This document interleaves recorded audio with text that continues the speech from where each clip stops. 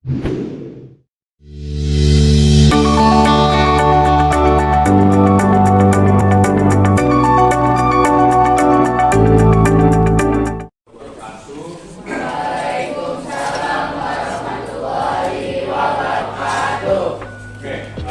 ini kita ketemu lagi dalam pelajaran sejarah. Sebelum itu, baiknya kita untuk berdoa dulu. Silakan pimpin, kalau tidak pimpin, Rafi, oke, silakan pimpin Rafi. Siap.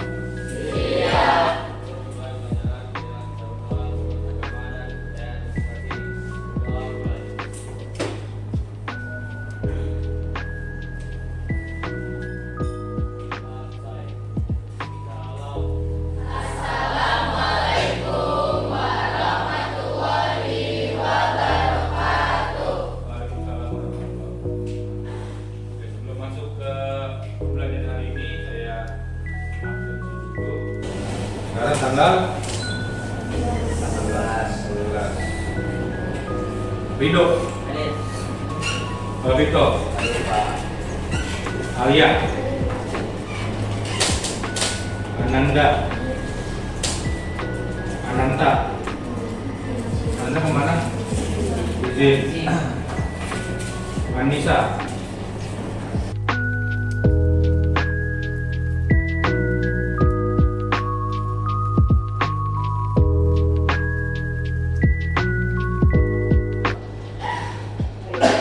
Oke, hari ini kita masuk materi baru di semester baru. Silakan keluarkan bukunya dulu. Oke. Di bab 1 kita buka sama-sama di bab 1. Kita akan bahas historiografi.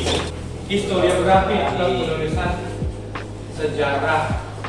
Ya, sebelum saya masuk ke materi, kira-kira kalian tahu nggak sih apa itu historiografi?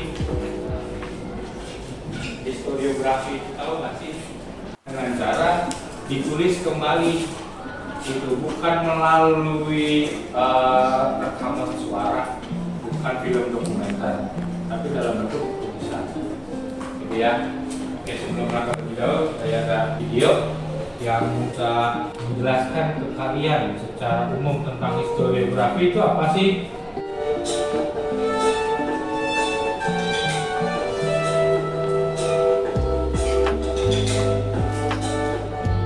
Kali ini kita akan membahas materi historiografi tradisional.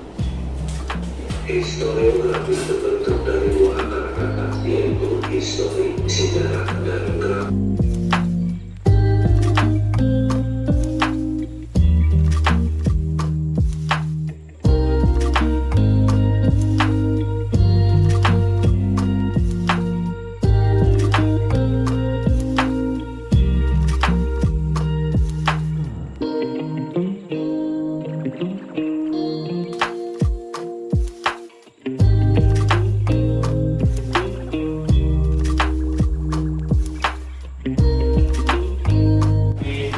Tradisional, ya.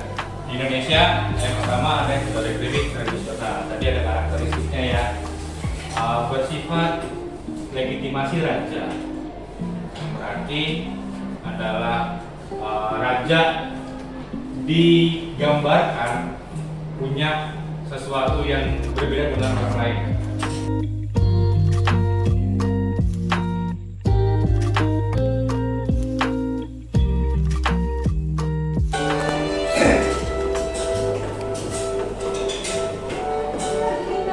Kali ini kita akan membahas materi historiografi kolonial.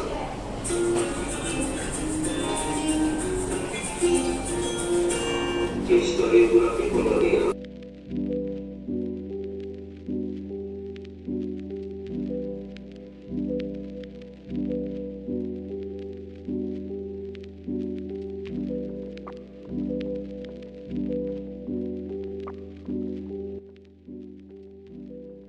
Bedanya apa sama tradisional tadi? Bedanya apa kira-kira? Apa?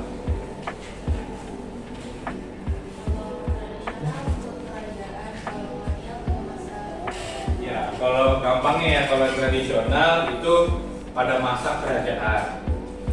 Penulisannya tentang raja-raja. Tapi kalau misalnya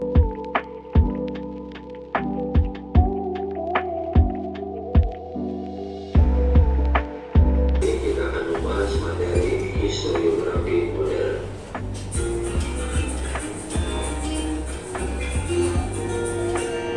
Historiografi modern muncul akibat tuntutan pendekatan teknik dalam menerangkan fakta sejarah. Fakta sejarah juga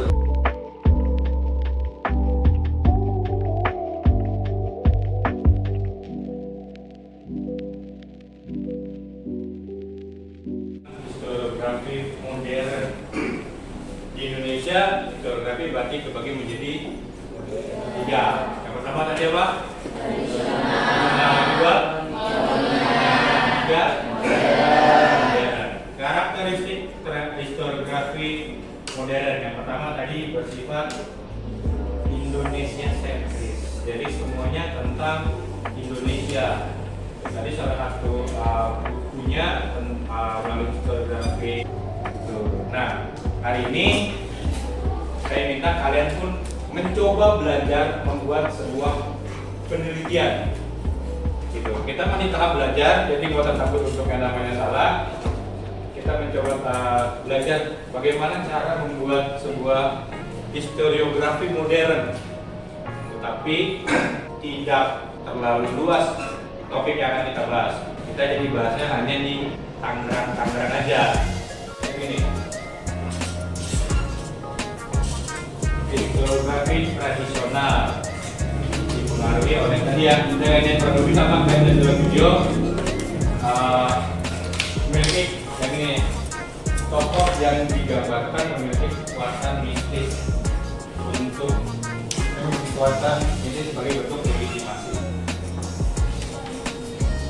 Dalam historiografi, penulisan historiografi tidak mengalami subjektivitas, jadi tidak ada hubungan dengan pendekatan. Karena ada pendekatan subjektivitas atau ada pendekatan sering main, makanya ada perubahan informasi. Lalu yang kedua, itu kalau sejarah pada masa itu, maka hasil sejarah diperoleh dipengaruhi oleh situasi di zamannya. Historiografi yang ditulis pada masa kerajaan itu sesuai dengan masa kerajaannya yang dimana. Begitu dengan kolonial dan kondisi sosial ekonominya seperti apa ya pada masa kolonial.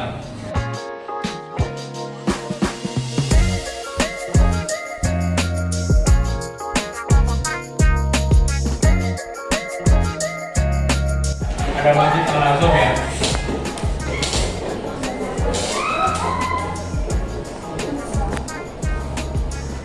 Lalu ada Stadion Benteng.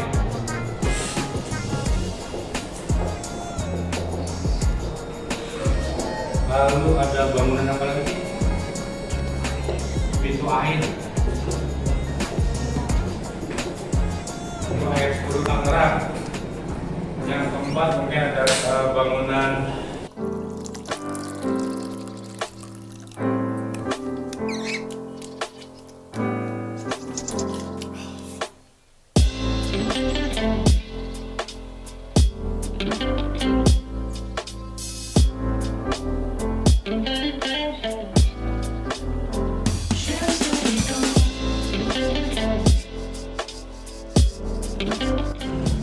kalian harus cari pilih topeng, kalian harus cari sumber yang banyak, tapi harus juga relevan. Kalau misalnya kalian nyarinya tentang rasa Tangerang, tapi kalian mau nyari tentang mie instan, beda, nggak nyambung. Walaupun bentuknya sama. Ya, kalau rasa Tangerang itu kan dari tepung beras, kalau nggak salah, kalau mie instan kan dari susu. Gitu. Lalu di pertemuan ini keberhasilan juga ditentukan oleh wawasan peneliti atau kalian sendiri, gitu ya. Yang ketiga, nih, jadi itu harus sumber, kalian harus 2 kali kritik. Pertama, kritik ekstern. Yang kalian cari tahu adalah waktu pembuatan sumber dan pembuktian keasliannya. Nih, interpretasi menguraikan kata atau menguraikan data yang sudah diseleksi dan mengumpulkan sumber satu dengan yang lainnya menjadi satu satuan. Itu interpretasi. Dan yang terakhir penulisan. Alia, mau yang mana? Ada nomor berapa dia? Juga lah. Alia dan kawan-kawan. Edik tidak bendek. Anda?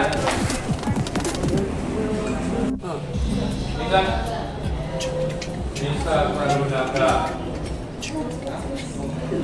Gitu? Itu kita, oke. Saya. Ada betek.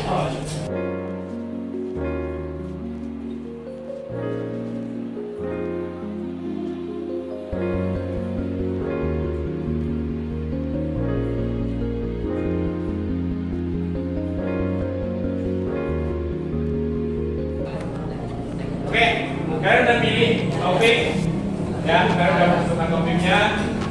Sekarang kita masuk ke tahap berikutnya.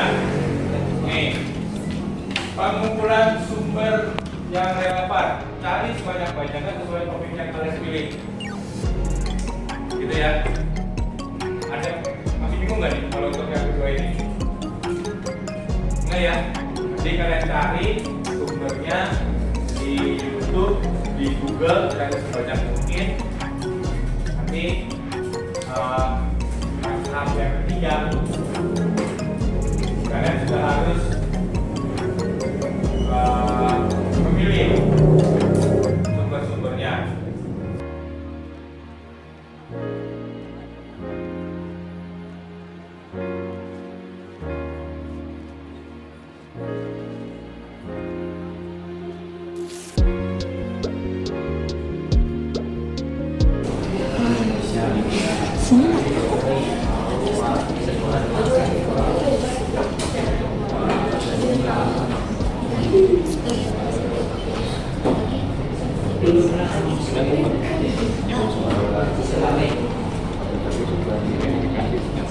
Ya, dari kita itu seperti tadi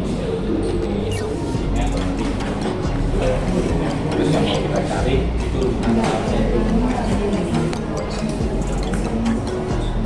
nggak bisa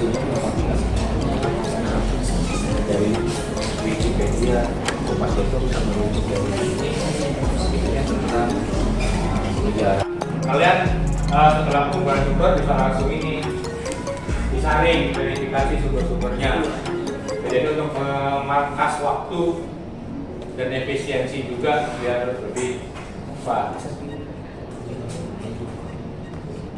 Nah ini untuk videografi, kalau bisa bawa laptop yang di pertemuan berikutnya. Atau kalau misalnya apa, laptopnya nggak punya, bolehnya keyboardnya doang, wireless Bluetooth, bisa connect ke handphone juga.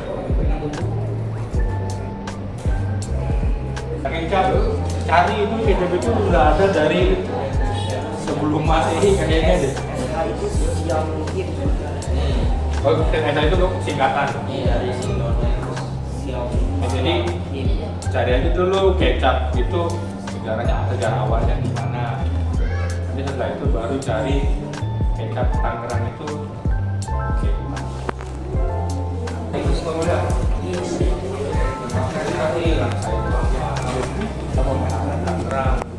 Laksa itu pengertiannya apa, makanan kayak gimana, dan juga makanan itu seperti apa. Kerja di Google sebanyak mungkin. Dan kita kan bisa jelasin. Kalau tinjauan pustaka itu secara umum kalian cari pengertian.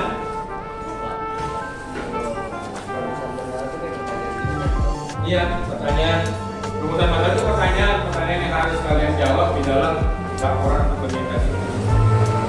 Rumusan masalah nggak usah banyak-banyak.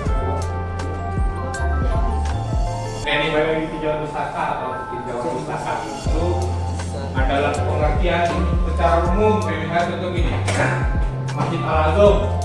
Kalian cari di KBBI masjid itu apa? Dalam bahasa Arab masjid itu apa? Dalam kepercayaan umat Islam, masjid itu apa? Lalu menurut tokoh, masjid itu apa? Itu. Jadi secara umum baru disebutin Masjid Al-Azhar merupakan sebuah bangunan, sebuah masjid yang ada di Tangerang, khususnya Blaulah. Kalau misalnya Al-Aqsa Tangerang, secara umum cari Al-Aqsa itu apa? Terbuat dari apa? Semuanya belum siap, panggil aja udah. Assalamualaikum warahmatullahi wabarakatuh. Waalaikumsalam warahmatullahi wabarakatuh. Kelompok 7 di sini memilih topik yaitu pintu air school yang berada di Tangerang. Sebelumnya, perkenalkan terlebih dahulu saya Zara Mesti, saya Sasi Pranisa, dan ada satu anggota kami yang tidak lagi izin. Lalu sebelumnya kami memilih topik pintu air school ini karena kami tertarik dengan pintu air school yang berada di Tangerang. Kami kupas sudah kami seleksi terlebih dahulu. Di antaranya ada Tangerang News, ada Banten Aktual, ada Kompas ID, ada Antara News, ada Kompasiana, ada Sinar Harapan ID, ada Kemena ID, dan Citizen Tangerang. Lalu dari hasil seleksi kami dan sumber-sumbernya, kami pun menemukan rumusan masalahnya, antara lain Rumusan masalah atau bahasan yang ingin kami teliti adalah mengenai peran penting pintu air 10 bagi masyarakat dari masa dibangunnya sampai masa kini, dan perawatan keberlangsungan pintu air 10 dari zaman dibangunnya sampai hari ini. Assalamualaikum warahmatullahi wabarakatuh.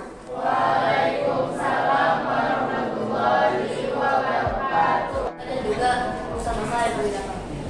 Sebelum perkenalkan saya Saya Rampal.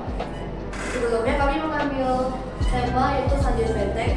Kami mendapatkan beberapa sumber yaitu dari megapolitankompas.com, tribunnews.com, wikipedia.com, gotamdrama.com, ppdkitangerangkota.com, metrosindo.news.com.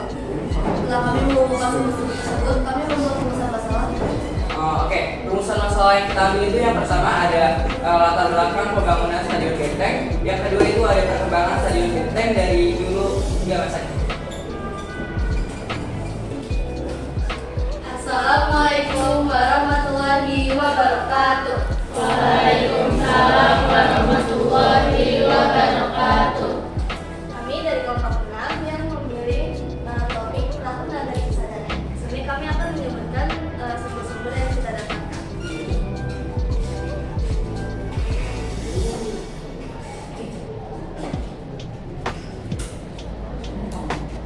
Yang pertama ada Kompas ID, yang kedua ada Tempo.com, yang ketiga ada Mendikbud, yang keempat ada Tangerang Kota, yang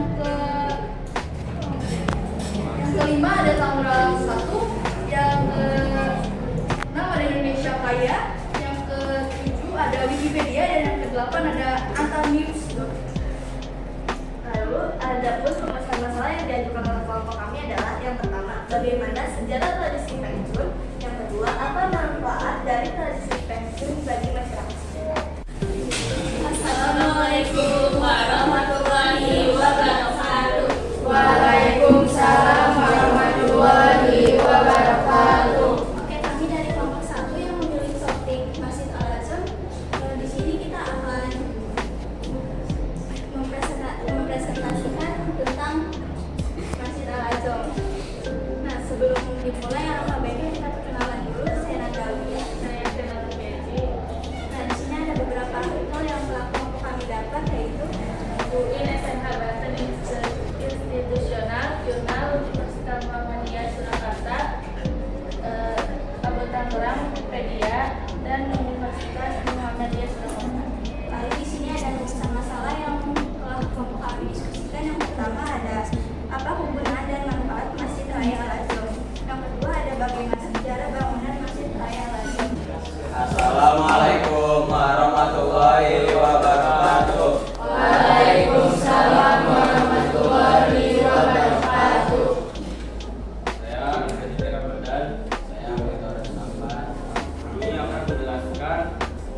kami akan menerangkan sumber-sumber yang kami dapat tentang kecap SH.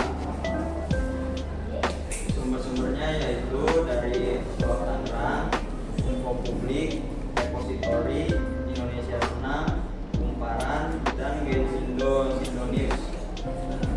Kami juga tadi sempat membaca dalam di artikel-artikel tersebut bahwa kecap SH SH-nya itu merupakan singkatan dari Xiaoyin, tapi masyarakat Banten atau Tangerang ini sering menyebutnya dengan kecap enteng. Rumusan masalah kami untuk kecap SH ini, yang pertama apa itu kecap SH, yang kedua ada bagaimana perkembangan kecap SH. Assalamualaikum warahmatullahi wabarakatuh. Waalaikumsalam warahmatullahi wabarakatuh. Di sini kami akan memaparkan sumber-sumber tentang gramat pertama ada dari Tangerang Kota, kedua keempat, tiga keempat, ketika kelima, enam, tujuh, dan setelah kami dari diskusi kami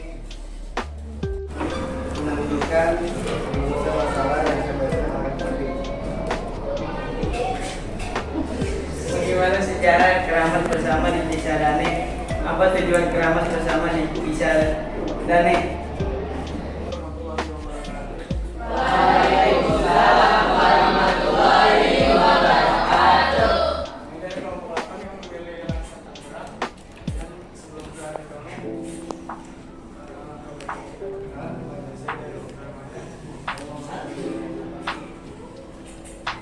Suaranya agak kenceng dong. Yang lugas, tegas gitu, yang laki. Jangan lemes.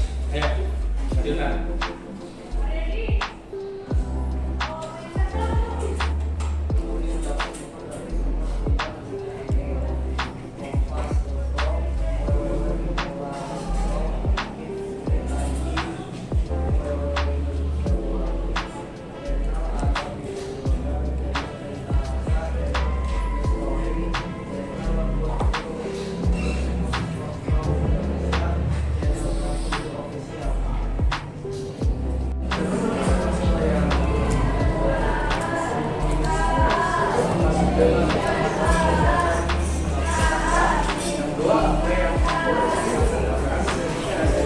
Assalamualaikum warahmatullahi wabarakatuh.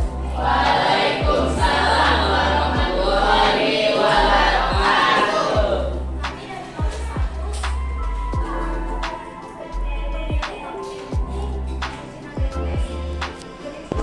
kelas 1 ada sumber-sumber yang kami dapat. Yang pertama Wikipedia, yang kedua Kota Banten, yang ketiga kebudayaan Kota Bengkut, yang keempat populasiana.com, yang kelima jurnal BSI, yang keenam bantenakurat.com, yang ketujuh bbc.com, yang terakhir seko.com.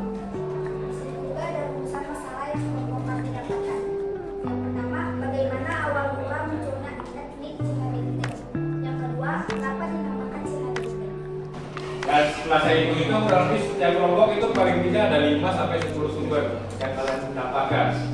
Tadi dari sekian banyak sumber, kalian mau pakai semuanya silahkan, mau dipilih lagi menjadi lebih dikit silahkan, mau tambah lagi juga silahkan.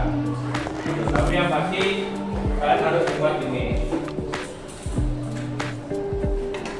Belakang penelitian, tambahan tadi udah ya, udah kalian sebutin jadi